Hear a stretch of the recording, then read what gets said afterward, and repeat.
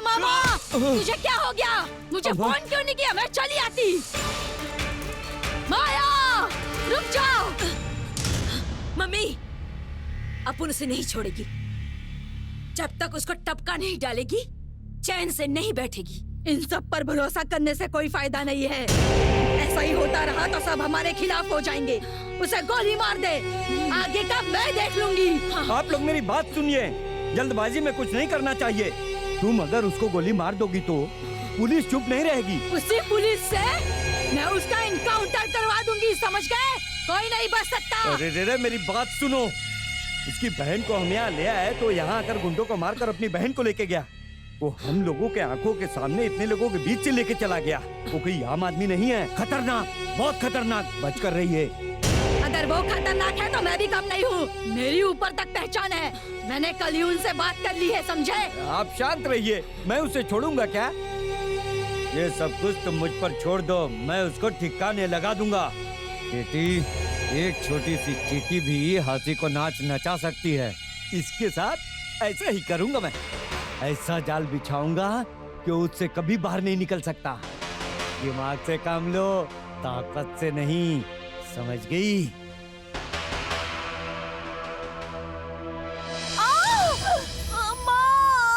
इनका सिजेरियन करना पड़ेगा, तैयारी करो।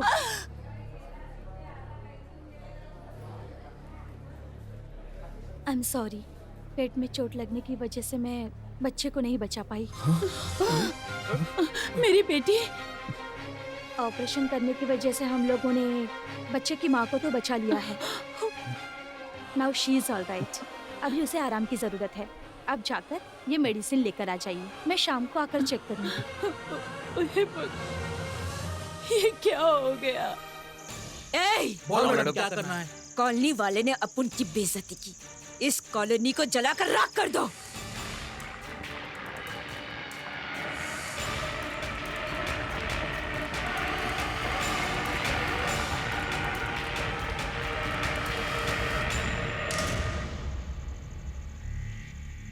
शंकर कहाँ है माँ? वो डॉक्टर से बात करने गए हैं। मैं कल आकर आपसे मिलूंगी। शंकर, शंकर, क्या बात है? हमारे कॉलोनी में आग लग गई है।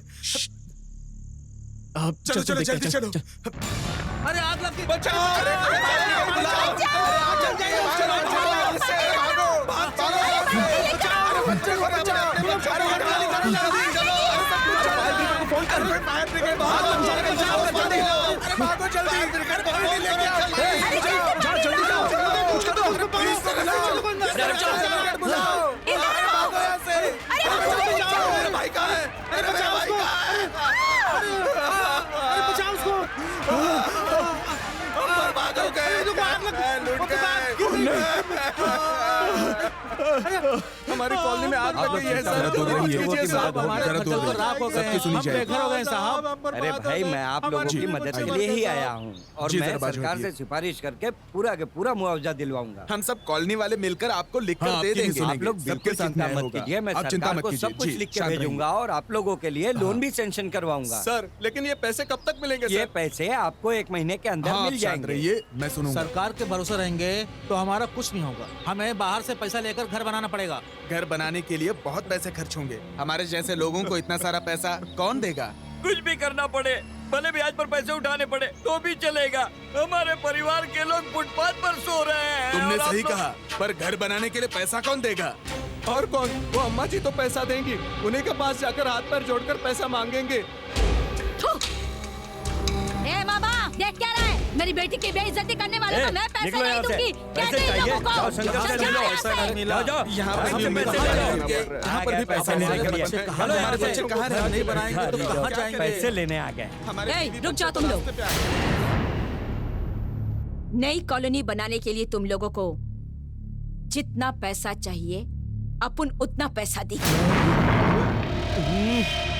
ये तुम क्या कह रही हो? उनके पास कुछ भी नहीं है। इस सारे के सारे लोग सड़क पर आ गए हैं। 1 रुपया भी नहीं वसूल सकते हम। क्या सोच रहे हो तुम लोग? वो ऑटो शंकर तुम लोगों का लीडर यहाँ आकर श्योरिटी देगा तो अपन पैसा दे देगी। जाकर कह दो उससे। शंकर, हम उस अम्मा जी से पैसे मांगने गए थे। शंकर भाई, उस अम्मा ने पैसे देने से मना कर दिया, लेकिन उसकी बेटी पैसे देने के लिए तैयार है। अगर तुम श्योरिटी दोगे तो पैसे देने को तैयार है। हाँ शंकर भाई, अगर आप सिक्योरिटी नहीं देंगे तो हमारे बच्चे सड़कों पर आ जाएंगे। देखिए, अगर इससे आप सब लोगों का भला होता है तो मैं श्योरिटी देने के लिए तैयार हूँ। चलिए चलते हैं।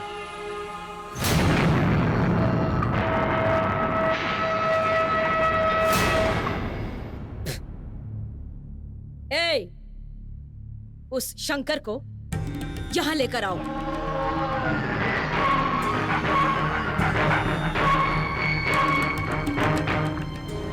शंकर, तेरी तो उम्र हो गई है ना, रिटायरमेंट क्यों नहीं ले लेता? अगर तू चाहे तो अपन तेरे को अपन के जूते साफ करने के लिए रख सकती है। तेरी हैसियत तो यही है ना शंकर? क्या हुआ? क्या सोच रही है मामा? हाँ? ओह, हरिश्चंद्र की औलाद खुद को गरीबों की भलाई करने वाला मसीहा समझता है। अगर एक दिन ऑटो नहीं चलाएगा तो भूखा मर जाएगा तू। फिर भी अकड़। छा छा छा छा छा छा छा। लानत है तुझ जैसे पर।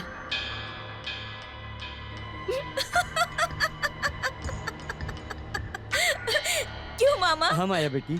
खुद के खाने के वांदे हैं, चला है दूसरों की भलाई करने। तो फिर सुन ले, अगर पैसे वापस नहीं किए तो अपन का गुलाम बनना पड़ेगा। तेरे को ये शर्त मंजूर है तो फिर साइन कर और पैसे लेकर जा। लेकिन वक्त पे पैसे नहीं लौटाए तो समझ लेना, तेरे इन सारे लोगों को घसीट घसीट कर मारूंगी और ब्याज के साथ पैसे वसूलूंगी। समझ गया क्या? इस माया की शर्तें ऐसे ही होती है। पसंद आया? हाँ, मामा, इसमें क्या लिखा है समझा दो। माया इन लोगों को जो पैसा दे रही है उसकी जिम्मेदारी तुम्हारी। 3 महीने बाद ब्याज समेत पैसे लौटाने पड़ेंगे, वो भी यहीं पर आकर। अगर तुम इन लोगों के पैसे नहीं लौटा पाए तो माया बेटी के गुलाम बन जाओगे। यही लिखा है इस पेपर पर।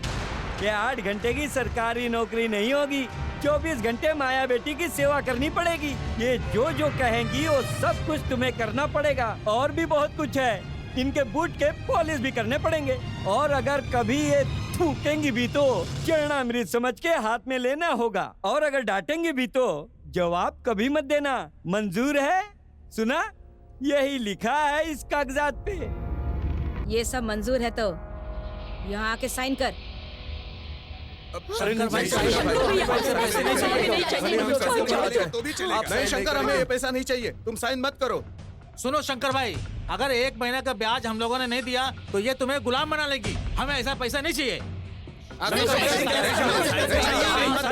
लोग शांत हो जाइए, शांत हो जाओ सब लोग। जल्दबाजी में कोई भी फैसला मत लो। वहाँ पर बच्चे सड़क पर सो रहे हैं, सब लोग भूखे पेट सो रहे हैं, उनमें गर्भवती औरतें भी हैं। इससे बड़ी हमारी बेइज्जती क्या हो सकती है? तुम सबकी भलाई के लिए मैं कुछ भी कर सकता हूँ। मेहरबानी करके शांत हो जाइए।